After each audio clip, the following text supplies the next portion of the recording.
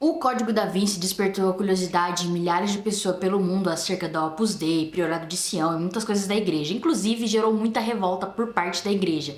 Mas assim, será que vale esse alvoroço todo? Olá pessoal, meu nome é Charlie Grandchamp, sejam muito bem-vindos ao meu canal. Aqui a gente fala de terror, de ficção científica, de mistério, tudo que é pulp, insólito, fantástico e maravilhoso. Se você for novo por aqui, por favor, considere se inscrever e fazer parte dessa bela comunidade de amigos que não para de crescer, graças a Deus. Também não se esqueça de deixar o seu like, todo mundo deixando o like aí, me ajuda muito a fazer com que o YouTube entenda que você gosta dos meus vídeos e que ele precisa entregar para mais pessoas. Se você compartilhar nos seus grupinhos de cinefilia e de literatura, então, melhor ainda, vamos espalhar a palavra. Mas vamos logo pro vídeo, porque tá um calor do caramba e eu quero desligar essa luzinha na minha cara.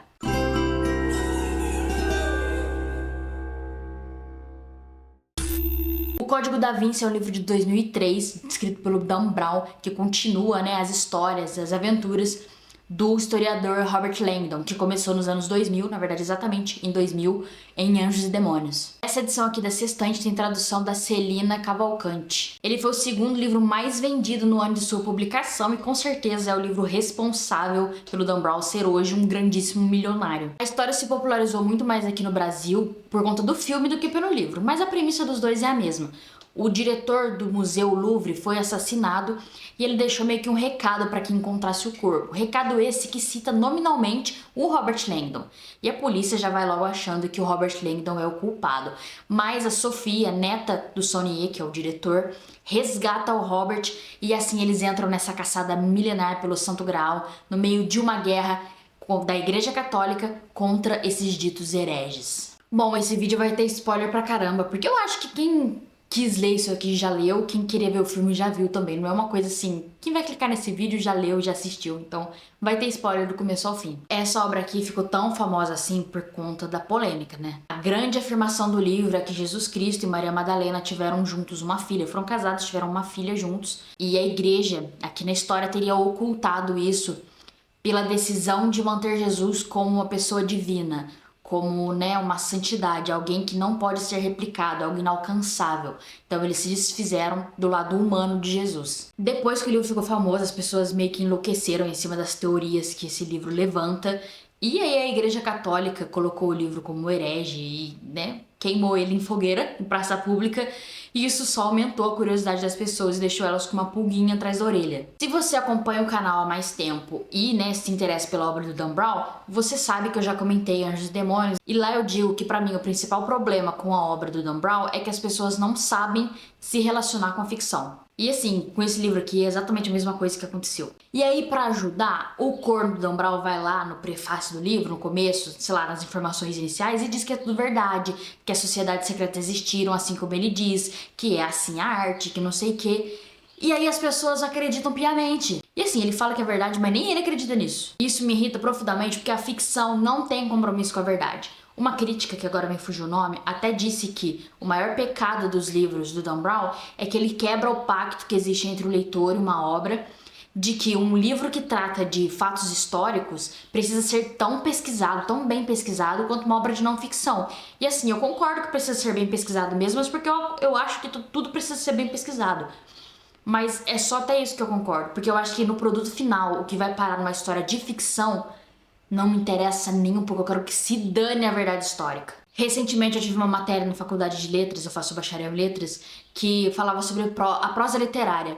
E aí tem um momento ali, que inclusive caiu como questão na prova, que fala exatamente que a obra literária, mesmo a ficção histórica, não tem compromisso com a verdade histórica. A verdade histórica é importante num livro de história, numa não literatura, numa não ficção. Na ficção, na prosa, ela não interessa. Você não precisa retratar um personagem fielmente como ele era, ou um fato como ele era. É uma ficção, é uma obra inventada, é uma mentirinha da cabeça de alguém. Já tem muitos anos que a história com H maiúsculo e a ficção se separaram completamente. E eu entendo que o corno Dan Brown, de novo, o corno Dan Brown falar no começo que é tudo verdade, atrapalha muito tudo. E aí ele dá um monte de entrevista depois disso por anos, afirmando que é verdade mesmo. E às vezes ele até aumenta a aposta, apesar que depois ele foi diminuindo porque as críticas começaram a ficar muito severas e vai entrando processinho nas costas, então já deixou de ser verdades verdadeiras. Qualquer pessoa que leia uma obra de ficção acreditando que tudo ali é verdade, ela precisa rever a maneira com que ela lida com a ficção. E a literatura pode sim ser material para estudos históricos, mas como um documento de seu tempo, para você entender o presente de quando a obra foi escrita. Não como ela sendo a prova da história, não como o conteúdo dela sendo a verdade histórica. Isso fica para os livros de história especificamente. E assim, eu poderia ficar por horas e horas reclamando, porque a minha grande cruzada, meu moinho de vento é lutar para que as pessoas entendam que ficção é ficção. Mas eu já reclamei disso bastante no outro vídeo, então vamos para outras reclamações. Eu não consigo entender por que a Igreja Católica ficou tão revoltada. A Igreja Católica e os católicos ficaram tão revoltados assim com isso aqui, porque assim, ele disse que Jesus era humano.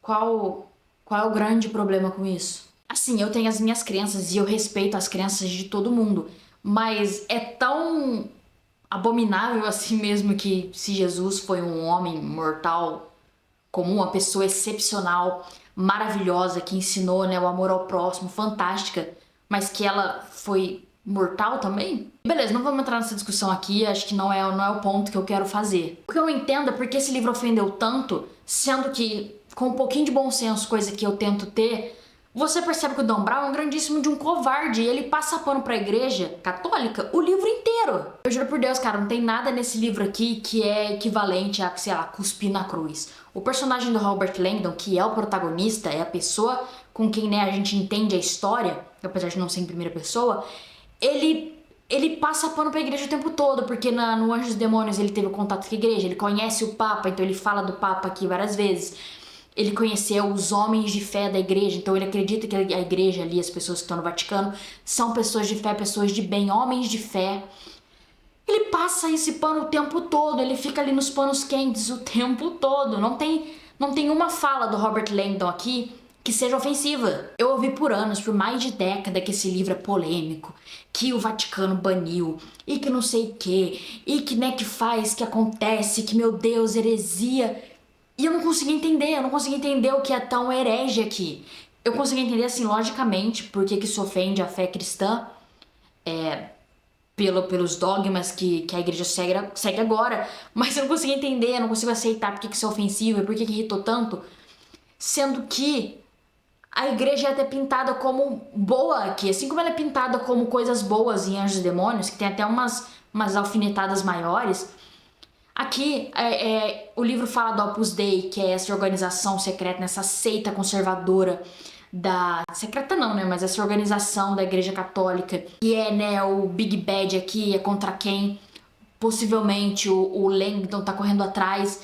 E você vê lá o bispo que fala que tem que fazer tudo, que vai rever, que vai esconder a verdade, vai acontecer o que aconteça. E aí no final mostra o bispo falando, não, pega esses milhares de dinheiros aqui, que eu peguei da Igreja Católica e dou pra família das pessoas que morreram, porque, né, assim a gente vai poder fazer algum bem. Sabe, ele é pra ser o Big Bad aqui, ele é pra ser o vilãozão e ele termina assim. Porque as pessoas da igreja, na visão do Dan Brown, são assim. Na visão de O Código da Vinci, as pessoas da igreja, no fundo, são pessoas boas. Sabe, esse cara é o da igreja super conservadora, que a gente precisa, meu Deus, pesquisem a Opus Dei. Eles fazem autoflagelo, eles não aceitam mulheres na religião, e que não sei o que, e daí nada, sabe? No final o cara é só uma pessoa boa da igreja, uma pessoa com um bom pensamento, que realmente só queria ajudar. Assim, como eu disse, o Robert Langdon passa pano o tempo todo, ele é super delicado pra falar com religião, desde o primeiro livro, desde o Anjos e Demônios, porque ele é um estudioso disso, né? Ele tem um doutorado em PhD em símbolos religiosos, acho que é símbolos religiosos especificamente. Então ele vê tudo isso com adoração. É lógico que não de um ponto tanto de fé, apesar dele tá até mais religioso nesse livro aqui, mas ele vê de um ponto de respeito, de adoração, de alguém que enxerga a fé alheia, né, como os seres humanos lidam com símbolos, como algo sagrado, como algo maravilhoso. Sabe, não tem nada que... eu não consigo ver nada que seja realmente ofensivo. Como eu disse, o Anjos e Demônios tem coisas até um pouco mais pesadas. E eu acho que qualquer pessoa com um pouquinho de bom senso, sabe, que pense mais com a cabeça mesmo, diminui esse coração, vai perceber isso. E não é que eu queria que o livro fosse ofensivo, que xingasse a Igreja Católica, que, meu Deus, esse livro vai destruir a Igreja Católica. Não é isso. Mas quando você passa décadas... eu me lembro do reboot, que foi quando o filme saiu, que o livro ficou em alta aqui no Brasil, que era abominável, que, meu Deus, fazia, acontecia, como eu disse, nossa, foi um drama gigantesco, uma coisa que eu não consigo entender, eu não consigo, tô tentando me acalmar, porque se eu começar a gritar e meu microfone não aguenta as pontas. Mas eu não consigo entender por que é tão revoltante o que tem aqui, sendo que é uma grande passação de pano, um pano quente, uma coisa, olha, a igreja escondeu-se de você, mas a igreja é tão boa, a igreja que ajuda milhões, a igreja que ajuda os pobres, a igreja que cura os doentes, sabe? Sabe isso que o Langdon fala aqui? Eu me sinto frustrada porque eu peguei o livro esperando que fosse ter algo muito... Assim, eu já tinha assistido o filme milhares de vezes, mas eu achava que pra esse rebuliço todo tinha alguma coisa. Sei lá, que tinha alguém pegando o crucifixo e enfiando nas partes íntimas, igual acontece no Exorcista. E não tem nada nem perto disso. Agora que eu desabafei com isso, a gente pode ir pra outro ponto que, na verdade, volta um pouquinho. Eu quero falar das imprecisões históricas do livro e a gente acaba voltando, né, pro primeiro ponto. O Dan Brown interpreta fatos históricos conforme ele quer, conforme é conveniente para a história que ele quer contar. E assim, ele foi amplamente criticado por historiadores e críticos de arte e tudo mais, e eu entendo, eu acho importante que profissionais da área possam pegar a ficção e usar pra mostrar, então galera, isso aqui que eles dizem não é bem assim, sabe? Você pega e mostra o que ele distorceu, o que ele aumentou, o que ele inventou, e você diz a verdade, mas você diz a verdade com fontes, pra que a pessoa possa ir atrás, pra que a pessoa entenda, e eu acho muito válido. Eu sou apaixonado por história da arte, o meu sonho é fazer um bacharel nessa área, e me dedicar a minha vida à história da arte, e eu senti esse desejo de ir atrás, sabe? De pesquisar. Sabe, a gente pega e vai atrás das fontes. E as fontes que ele usa aqui são terríveis. São fontes que não têm confirmações da fonte primária. Não tem fonte primária, não tem nada. É só um monte de invenção de umas pessoas malucas nos anos 50. A premissa toda da história é criada em cima dessa falcatrua, né? Do Priorado de Sião, que dizem, né? Que uma falcatrua é a verdade que é admitida agora por historiadores consagrados. De que foi uma grande mentira inventada pelos duas pessoas que agora não vai me fugir o nome. Então a premissa do livro foi criada em cima de uma mentira e o problema tá quando ele pega e diz que é verdade. Quando ele pega aqui no começo do livro e diz que é verdade, ele tá sendo picareta, ele tá de picaretagem, ele quer vender o livro. E tudo bem, e no autor ele quer vender o livro. Mas aí eu não vou passar o pano pra ele também. Pra mim, quando saiu o filme, foi um encanto poder descobrir aqueles detalhes de história da arte e todas aquelas obras que eles mostram, principalmente porque mostra o Louvre. E eu fui atrás, eu quis saber mais, foi quando eu comecei, mais ou menos na época que eu tava me apaixonando por história da arte, e eu fui atrás, mas eu fui atrás de livros de história da arte, que eu tenho aqui até hoje. Eu fui atrás de pesquisar, eu não fui atrás de mais ficção, porque se eu for atrás de mais ficção, eu vou receber ficção, eu vou receber mentirinhas da mente de um autor, histórias maravilhosas, mas que são mentirinhas da mente de um autor. E aí eu volto pro primeiro ponto que eu falei aqui nesse vídeo, que é as pessoas precisam saber lidar com ficção. Ficção é uma grande mentirinha, é um faz de conta. E cara, se não fosse esse rebuliço todo, né, da igreja acusando de heresia e, né, o Dan Brown falando que é verdade, os historiadores indo contra e denunciando o livro, esse livro jamais teria feito sucesso. Porque o Dan Brown nem é tão bom assim. Quer dizer, eu gosto de como ele constrói o suspense, eu gosto de como ele faz a investigação, aquela correria, né? Tem sempre o tempo tá acabando, a gente precisa ir atrás. Tem esse desespero, o ritmo do suspense dele é muito gostoso. Eu acho que é uma leitura muito divertida, muito prazerosa, é um bom romance policial. Sabe, aquele ânimo, aquela energia ali, meu Deus, vai acontecer alguma coisa. Nisso aqui, esse livro é maravilhoso. Mas não é nada genial, não é nada que merecesse esse holofote todo. É uma literatura de diversão, o que pra mim vale muito, tá? Para mim vale muito, vale mais do que muita alta literatura por aí. Mas é uma diversão. Acabou que essa parte de falar do livro ficou sendo mais eu revoltado com a revolta das pessoas do que realmente falando do livro. Então vou comentar algumas cositas. Eu já disse que acho o Langdon meio insuportável nesse livro, como ele fica passando pano pra Igreja Católica, porque agora ele viu tudo por dentro, mas o Robert Langdon é um querido, eu gosto dele. Eu não consigo não gostar dele, ainda mais porque me vem na cabeça o Tom Hanks, e o Tom Hanks é um dos meus atores favoritos. Eu já falei no outro vídeo e volto a repetir, o Dan Brown, apesar de distorcer as coisas para se encaixarem na história dele, ele distorce muito bem. A maneira com que ele liga os fatos históricos que são convenientes para ele com o mistério da ficção, com a história que ele tá criando, é muito bacana. Eu acho que é um bom exercício para uma literatura policial, só para um romance policial, como ele conecta os pontos e como ele trabalha ali a ansiedade, a crescente, né, das reviravoltas e tudo mais. Eu acho realmente que ele faz um trabalho bem legal, ele é bom nisso. Os livros do Dan Brown têm um ritmo muito gostoso de ler, é tipo, você pega, vai viajar 5 horas na estrada, você pega isso aqui, lê e tá feliz, se divertiu, se entreteve, despertou curiosidades históricas em você para você pesquisar depois, que eu sei que você sabe pesquisar. E é isso, é uma literatura divertida. Eu não acho que eu vou pegar as outras histórias do Langdon pra ler, pelo menos não agora, com certeza não esse ano. Mas é divertido. Eu vou repetir isso, bater nessa tecla, mas eu acho uma história divertida. E eu gostei tanto do Anjos e Demônios quanto desse aqui. E eu dou tranquilamente um 3,5 pra ele, tipo, sem nenhum peso na consciência. É um livro divertido, é um bom livro.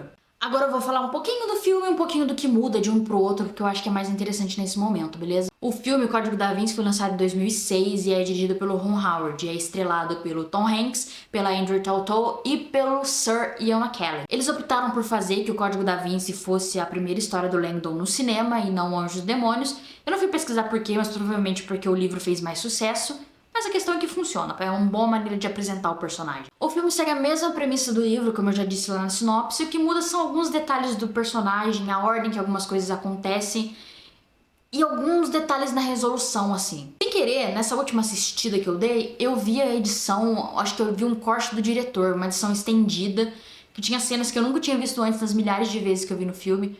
E assim, nada demais, nada que acrescentasse a história, só alguns trechinhos mais parecidos com o livro que acabaram ficando de fora do filme ficaram de fora do filme e aqui na edição estendida eles estão ali, mas nada que mude, nossa, agora mudou tudo o filme, não é nada demais. Sim, eu disse que eu assisti esse filme milhares de vezes, assisti esse filme milhares de vezes. Só no meu Letterboxd, que eu tenha botado, tem, sei lá, 5 vezes que eu já assisti esse filme. E é porque o Tom Hanks é um dos meus atores favoritos, eu já disse isso e essa é a verdade. É sério, eu acho esses filmes divertidíssimos pra você colocar assim, quando você não sabe o que você quer assistir, só pra ficar passando na televisão, tem 2 horas e meia, você deixa lá passando e só vai vivendo a aventura. Mas agora vamos ao que é um pouquinho mais diferente. O primeiro ponto é o mesmo que acontece em Anjos e Demônios e que eu já comentei. Aqui a gente tem o Tom Hanks como protagonista. Então, mesmo que o Robert Langdon já seja o protagonista, aqui ele precisa ser muito mais destacado, ele precisa ter muito mais ênfase. Então, algumas coisas que não são descobertas pelo Langdon acabam no filme sendo descobertas por ele. E a Sophie, que é, né, a protagonista feminina aqui, acaba sendo meio que nada. Ela não descobre nada. Pensa comigo, ela é uma criptógrafa, trabalha com a polícia, literalmente é o trabalho dela resolver enigmas e todos os enigmas são resolvidos por outras pessoas. No filme, Anjos e Demônios, eles também fazem isso, eles diminuem muito a participação da cientista e aqui eles fazem a mesma coisa e é um negócio que me irrita muito, cara, pelo amor de Deus. Chega a ser meio patético em alguns momentos. Sabe, eles citam toda hora que ela foi treinada desde criança pelo Saunier pra resolver enigmas e ela não resolve nada. Outra coisa que me pega muito, mas aí afetou mais a minha leitura do que, né, não tem nada a ver com o filme, eu só lembrei disso agora, que é o fato de que eu li vendo o Ian McKellen. Eu não consegui ver, a descrição do livro dele é completamente diferente, ele é gorducho. É outro personagem, mas eu vi o Sir Ian McKellen, que ele tá incrível nesse papel. Eu acho o Sir Ian McKellen um ator maravilhoso e aqui ele não faz feio. O Tom Hanks é um charme, não tem jeito, ele é o namoradinho da América, ele é o cara, sabe? Então o Robert Langdon te conquista, você não consegue... Sabe, ele é um cara, não tem muito o que falar. A Sophie da Andrew Tautou também é bem parecida com o do livro, como eu disse, né, tira um pouco de destaque da Sophie, mas é bem parecido, a única coisa que muda é a cor do cabelo. Porque tem todo, né, um grande mousse de que a Maria Madalena era ruiva e a Sophie é ruiva também, porque, né, é hereditário. Aí no filme eles até citam que a Maria Madalena era ruiva, mas fica por isso mesmo, foda-se, a Sophie é morena e vida que segue. E também, tipo, não tô criticando não, é só uma diferença pra vocês saberem. A maior diferença na questão do mistério é que no filme o Saunier não é avô biológico da Sophie. E sinceramente, eu acho que ficou até melhor assim. A parte final do livro, com a grande revelação da Sophie, acaba sendo até meio chata no livro. É meio anticlimático, eles só vão lá e descobrem. Assim, tá lá a pessoa e fala que a avó dela tá lá e fala, e tem mais gente viva, a avó tá viva, o irmão tá vivo, deve ter mais gente viva ainda, e é todo mundo parente de sangue, então não tem meio que um mistério ali, o grande mistério da família da Sophie que o avô dela queria contar. É um mistério da família dela, mas tipo, eu acho que no filme isso funciona melhor. O Ron Howard tá longe de ser um diretor, assim, brilhante, mas eu acho ele muito bom. Nesse filme aqui, em construir os momentos épicos, os momentos grandiosos, os momentos de deslumbramento, sabe? São muito bem trabalhados. Então, quando um personagem descobriu algo muito grande, quando alguma revelação acontece, ou quando existe uma adoração a alguma coisa, a gente sente esse deslumbramento junto com os personagens. Quando chega a revelação da Sophie lá, quando eles estão investigando lá embaixo, eu lembro de ficar emocionada até, sabe? Quando eu assisti a primeira vez. Porque é legal ver eles ali com os documentos, a gente tá procurando os documentos da história toda, né? A gente tá procurando os tesouros do Priorado. E aí eles interagem com isso no filme. E eu acho que é mais sentido, é mais, sabe, eles descobriram realmente, eles pesquisaram, eles encontraram a coisa. E eu acho emocionante a avó dela falando com ela ali, porque a dubladora é a mesma da avó da Anastácia, da animação. E aí ela é vó. Essa dubladora, que me fugiu o nome dela agora, ela tem voz de vó. Parênteses aqui, eu agradeço por terem tirado os flirts do Robert com a Sophie, porque eu acho mega esquisito no livro e no filme não tem isso, graças a Deus. E é claro, né, se eu digo que eu gosto dos momentos grandiosos do filme, eu tenho que falar do final, o momento épico em que o Robert encontra Maria Madalena. Eu fiquei arrepiada quando eu assisti essa primeira vez e agora assistindo de novo eu também fiquei. Eu acho muito bonito, muito impactante o Robert andando pelas ruas de Paris, indo atrás das linhas rosas, acho que é isso mesmo que chama, né? Indo atrás de cada homem, e aí ele vai, você vê que ele tá chegando no Louvre, e seu cérebro já começa a conectar com tudo que você já ouviu no filme, e aí ele chega na pirâmide invertida, né, o encontro do masculino e do feminino, e ele vai, e a trilha sonora sobe, a trilha sonora que eu acho fantástica, essa música específica, a música tema ali de Maria Madalena, eu acho incrível, e a música sobe, e ele se ajoelha, emocionado, e aí a câmera desce e a gente vai pra encontrar a tumba de Maria Madalena, né, o sarcófago, sei lá, dela. Eu acho lindo, eu acho arrepiante, por tudo que o Robert representa ali, por tudo, né, que ele é o cavaleiro que foi atrás, ele se ajoelha como os cavaleiros. No livro ele meio que cai de joelho em pranto, sabe, ele cai emocionado.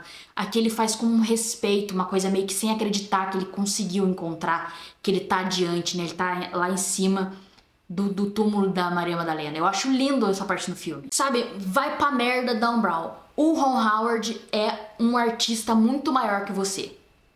Eu sou contra falar que o livro é melhor que o filme, ou que o filme é melhor que o livro, porque pra mim não faz sentido você comparar duas mídias diferentes. São duas mídias diferentes. Mas aqui eu vou dizer, o filme é melhor do que o livro e vá pra merda, Dan Brown. Tudo que não funciona no livro, que fica entediante, que fica muito longo, exagerado, até meio brega, sei lá, fica ruim, no filme, de alguma maneira, funciona melhor. Apesar de ter aqueles momentos meio bregas também, que mostra, né, as coisas antigas no passado, meio com umas ilustrações, umas inserções, acho meio cafona isso, mas os momentos de epicidade, de coisa do épico, do maravilhamento, é muito bem feito e funciona mais comigo. Eu acho que o Ron Howard consegue dar um tratamento muito melhor pro quão épico essa história tem que ser. Sabe, esse filme não é uma das 7 maravilhas do mundo moderno, não tá entre os grandes filmes do cinema, mas eu acho ele muito eficiente nessa diversão épica que ele proporciona.